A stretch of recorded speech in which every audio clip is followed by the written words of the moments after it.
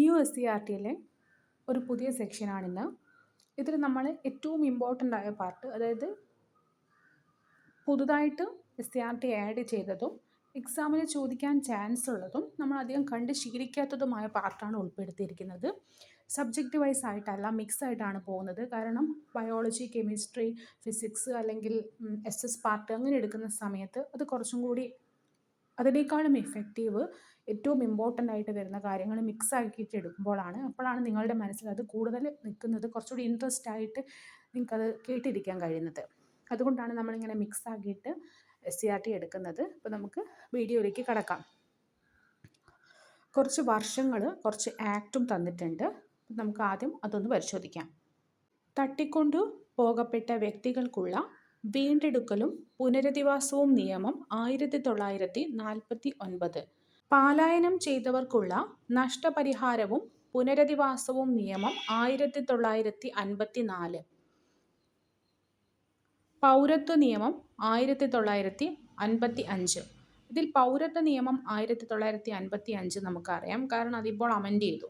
ബാക്കി രണ്ട് നിയമങ്ങളും അതിൻ്റെ വർഷം വളരെ പ്രധാനപ്പെട്ടതാണ്. പലായനം ചെയ്തവർക്കുള്ള നഷ്ടപരിഹാരവും പുനരധിവാസവും നിയമം 1954.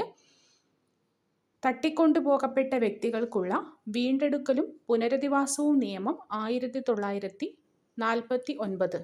ഇത് മേ ബി ഇതിൻ്റെ വർഷക്രമത്തിൽ ഈ ഒരു കാലാനുസൃതമായിട്ട് എഴുതാൻ വേണ്ടി ചോദിക്കാം ചിലപ്പോൾ. അപ്പോൾ ആദ്യം വരുന്നത് തട്ടിക്കൊണ്ടുപോകപ്പെട്ട വ്യക്തികൾക്കുള്ള വീണ്ടെടുക്കലും പുനരധിവാസവും നിയമം 1949. അതിനുശേഷം പലായനം ചെയ്തവർക്കുള്ള നഷ്ടപരിഹാരവും പുനരധിവാസവും നിയമം 1954. അതിനുശേഷം പൗരത്വ നിയമം 1955. പ്രതിപക്ഷ പ്രക്ഷോഭങ്ങൾ ആഭ്യന്തര സുരക്ഷയ്ക്ക് ഭീഷണി ഉയർത്തുന്നു എന്ന കാരണം ആരോപിച്ച് കേന്ദ്ര സർക്കാർ ഭരണഘടനയുടെ ആർട്ടിക്കിൾ 352 പ്രകാരം രാജ്യത്ത് ദേശീയ അടിയന്തരാവസ്ഥ പ്രഖ്യാപിച്ചു. അതായത് പ്രധാനമന്ത്രി ഇന്ദിരാഗാന്ധിക്കെതിരെ അലഹബാദ് ഹൈക്കോടതിയിൽ നിലനിന്നിരുന്ന തിരഞ്ഞെടുപ്പ് കേസിൽ പ്രതികൂലമായി വിധി വരുന്നതും തിരഞ്ഞെടുപ്പ് റദ്ദു ചെയ്യപ്പെടുകയും ചെയ്യും എന്ന അവസരത്തിലാണ് ഇങ്ങനെ അടിയന്തരാവസ്ഥ പ്രഖ്യാപിച്ചത്. സോ ഹൈക്കോടതി ഏതാണെന്ന് ക്വസ്റ്റ്യൻ വരും. അലഹബാദ് ഹൈക്കോടതി. പിന്നോക്ക വിഭാഗങ്ങളുടെ സാമൂഹിക പിന്നോക്കാവസ്ഥയ്ക്കുള്ള കാരണങ്ങളെക്കുറിച്ച് പഠിക്കാൻ പരിഹാര നിർദ്ദേശത്തിനുമായിട്ട് 1953 കേന്ദ്ര സർക്കാർ ഒരു കമ്മീഷനെ നിയമിച്ചു. ഇതാണ് കാക്ക കലേക്കർ കമ്മീഷൻ. കാക്ക കലേക്കർ കമ്മീഷൻ കേന്ദ്ര സർക്കാരാണ് നിയമിച്ചത്. 1953 പിന്നോക്ക വിഭാഗങ്ങളുടെ സാമൂഹിക പിന്നോക്കാവസ്ഥയ്ക്കും അതിനെക്കുറിച്ച് പഠിക്കുവാനും അതിന് പരിഹാരങ്ങൾ നിർദ്ദേശിക്കുകയായിരുന്നു ലക്ഷ്യം. ഇനി 1979 BP മണ്ഡൽ അധ്യക്ഷനായ ഒരു കമ്മീഷനെ നിയമിച്ചു. ഇതാണ് രണ്ടാം പിന്നോക്ക വിഭാഗ കമ്മീഷൻ. ദളിത് വിഭാഗങ്ങളുടെ ഉന്നമനത്തിനായി രൂപപ്പെട്ട മറ്റൊരു പ്രസ്ഥാനമായിരുന്നു 1978 രൂപീകരിക്കപ്പെട്ട backward and minority communities employment federation. ആ വർഷം ചോദിക്കാം. Backward and minorities communities employment federation 1978. 1990കളിൽ ആന്ധ്രാപ്രദേശിലെ നെല്ലൂർ ജില്ലയിൽ ഉയർന്നു വന്ന സ്ത്രീ മുന്നേറ്റ പ്രസ്ഥാനമായിരുന്നു ചാരായ വിരുദ്ധ പ്രസ്ഥാനം. ചാരായ വിരുദ്ധ പ്രദേശം 1990കളിലാണ്. ആന്ധ്രാപ്രദേശിലെ നെല്ലൂറാണ് പ്രദേശം. ചിപ്കോ പ്രസ്ഥാനം. നേതാവ് സുന്ദർലാൽ ബഹുഗുണ. ഉത്തരാഖണ്ഡിലെ ഹിമാലയൻ പ്രദേശങ്ങളിൽ നിന്നും വ്യവസായ ആവശ്യങ്ങൾക്കായി വൻതോതിൽ വൃക്ഷങ്ങൾ മുറിക്കുന്നതിനെതിരെ നടന്നതാണ് ചിപ്കോ പ്രസ്ഥാനം. തദ്ദേശീയ ജനതയ്ക്ക് വനവിഭവങ്ങൾക്കുമേലുള്ള അവകാശങ്ങൾ സംരക്ഷിക്കാനായിട്ട് നിലകൊണ്ടു. സ്ത്രീ പങ്കാളിത്തവും നേതൃത്വവും. വൃക്ഷങ്ങളെ ആലിംഗനം ചെയ്യുന്ന സമരരീതിയായിരുന്നു. ചിപ്കോ പ്രസ്ഥാനം, സുന്ദർലാൽ ബഹുഗുണ, ഉത്തരാഖണ്ഡ്. സൈലന്റ് വാലിയിലെ നിർദ്ദിഷ്ട ജലവൈദ്യുത പദ്ധതിക്കെതിരായ പ്രസ്ഥാനമാണ് സൈലന്റ് വാലി. മഴക്കാടും ജൈവവൈവിധ്യങ്ങളും സംരക്ഷിക്കുന്നതിനായിട്ട് നിലകൊണ്ടു. പ്രക്ഷോഭങ്ങളെ തുടർന്ന് സൈലന്റ് വാലി ജലവൈദ്യുത പദ്ധതി ഉപേക്ഷിക്കപ്പെട്ടു. സൈലന്റ് വാലി ദേശീയ ഉദ്യാനമായി പ്രഖ്യാപിക്കപ്പെട്ടു. നർമ്മദ ബച്ചാവോ ആന്തോളൻ. നർമ്മദ നദിയിലെ സർദാർ സരോവർ പദ്ധതിക്കെതിരായി രൂപപ്പെട്ട പ്രസ്ഥാനം ഗോത്രവർഗ ജനതയുടെ കുടിയൊഴിപ്പിക്കലിനെതിരെ പ്രവർത്തിച്ചു. തദ്ദേശീയ ജനതയുടെ ജീവനോപാധികൾ സംരക്ഷിക്കുന്നതിനായി പ്രവർത്തിച്ചു. നീതിപൂർവമല്ലാത്ത കുടിയൊഴിപ്പിക്കലും പുനരധിവാസത്തിനും എതിരായിട്ട് നിലകൊണ്ടു. മേധാ പട്കറാണ് നർമ്മദ ബച്ചാവോ ആന്തോളന് നേതൃത്വം കൊടുത്തത്. മേധാ പട്കർ. ജൈവ വൈവിധ്യ നിയമം 2002. പട്ടികവർഗക്കാരുടെയും മറ്റ് പരമ്പരാഗത വനവാസികളുടെയും അവകാശങ്ങൾ തിരിച്ചറിയൽ നിയമം 2006. ഭൂമി ഏറ്റെടുക്കൽ, പുനരധിവാസം എന്നിവയിൽ ന്യായമായ നഷ്ടപരിഹാരത്തിനും സുതാര്യതയ്ക്കുമുള്ള അവകാശ നിയമം 2013. ജൈവ വൈവിധ്യ ദിനം 2002. പട്ടികവർഗക്കാരുടെയും മറ്റ് പരമ്പരാഗത വനവാസികളുടെയും അവകാശങ്ങൾ തിരിച്ചറിയൽ നിയമം 2006. ഭൂമി ഏറ്റെടുക്കൽ, പുനരധിവാസം എന്നിവയിൽ ന്യായമായ നഷ്ടപരിഹാരത്തിനും സുതാര്യതയ്ക്കുമുള്ള അവകാശം 2013. വിവരാവകാശത്തിനുള്ള പ്രസ്ഥാനവും അതിനെ തുടർന്നുണ്ടായ നിയമവും പൊതുജന പ്രക്ഷോഭങ്ങൾക്ക് ലഭിക്കുന്ന സുതാര്യതയ്ക്കും വിജയത്തിനും ഉദാഹരണമാണ്. 1990 രാജസ്ഥാനിൽ മസ്ദൂർ കിസാൻ ശക്തി സംഗഠൻ എന്ന സംഘടനയാണ് ഈ പ്രസ്ഥാനം ആരംഭിച്ചത്. രാജസ്ഥാനിലെ ഭീം തെഹസിൽ എന്ന പിന്നോക്ക പ്രദേശത്തായിരുന്നു ആദ്യമായി പൊതുനിർമ്മാണങ്ങളുമായി ബന്ധപ്പെട്ട രേഖകൾ ലഭ്യമാക്കപ്പെട്ടത്. അപ്പം ആദ്യമായിട്ട് പൊതുനിർമ്മാണങ്ങളുമായി ബന്ധപ്പെട്ട രേഖകൾ ലഭ്യമായ പ്രദേശം രാജസ്ഥാനിലെ ഭീം തെഹസിലാണ്. മേ ബി ചോദ്യം ഭീം തെഹസിൽ ഏത് സംസ്ഥാനത്തുള്ള സ്ഥലം ആണെന്നായിരിക്കും. അപ്പം രാജസ്ഥാനാണ് ആൻസർ. ദ്രാവിഡ ജനതയുടെ രാഷ്ട്രീയ ശാക്തീകരണം, തമിഴ് ഭാഷയുടെ വളർച്ച, യുക്തിവാദം എന്നീ ആശയങ്ങളുടെ സ്വാധീനത്താൽ 20-ാം നൂറ്റാണ്ടിൻ്റെ ആദ്യ ദശകത്തിൽ തമിഴ്നാട്ടിൽ ആരംഭിച്ച പ്രസ്ഥാനമാണ് ദ്രാവിഡ പ്രസ്ഥാനം. ദ്രാവിഡ സംസ്കാരത്തിനുമേൽ ബ്രാഹ്മണ സംസ്കാരം മേധാവിത്വം നേടുന്നത് ചെറുക്കുന്നതിനും ഈ പ്രസ്ഥാനം ലക്ഷ്യമിട്ടു. EV രാമസ്വാമി നായ്ക്കരുടെ ആത്മാഭിമാന പ്രസ്ഥാനത്തിൻ്റെ ആശയധാരയിൽ നിന്നാണ് ഈ പ്രസ്ഥാനം രൂപമെടുത്തത്. പിന്നീട് അദ്ദേഹം ദ്രാവിഡ കഴകം എന്ന രാഷ്ട്രീയ പാർട്ടിക്ക് രൂപം നൽകി. ഇത് ദ്രാവിഡ മുന്നേറ്റ കഴകമായി മാറി. ശക്തമായ പ്രക്ഷോഭങ്ങളിലൂടെ തമിഴ് രാഷ്ട്രീയത്തെ സ്വാധീനിച്ച DMK 1967 അധികാരത്തിലെത്തി.